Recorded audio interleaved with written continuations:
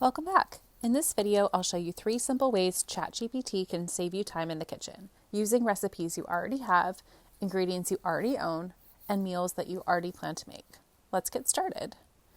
The first tip is to adjust a recipe that you already have.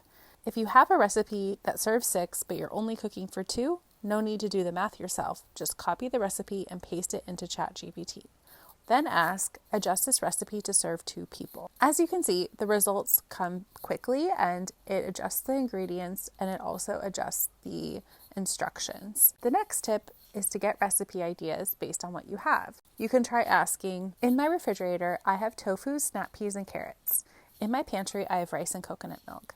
Give me 3 recipe ideas that serve 4 people. As you can see, 3 recipes were generated. The first for coconut tofu stir fry with rice. The second for Thai-inspired coconut tofu soup, similar to tom kha.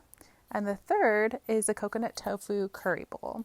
So now I can pick which recipe I like best or which recipe best fits the rest of the ingredients that I have and make that for dinner. The third tip is to ask for prep ahead suggestions. For example, I want to make these 3 recipes this week.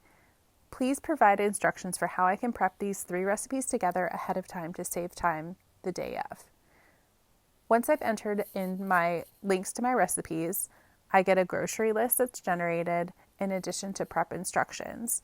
And all the prep instructions help me figure out what I can make ahead, how long to store, when I should make it, and then how to cook it now that some of the steps have been completed beforehand. With just a few quick prompts, ChatGPT can help you save time before you even turn on the stove. Try these tips out in your own kitchen and you'll see how much easier everyday cooking can be. Thanks for watching.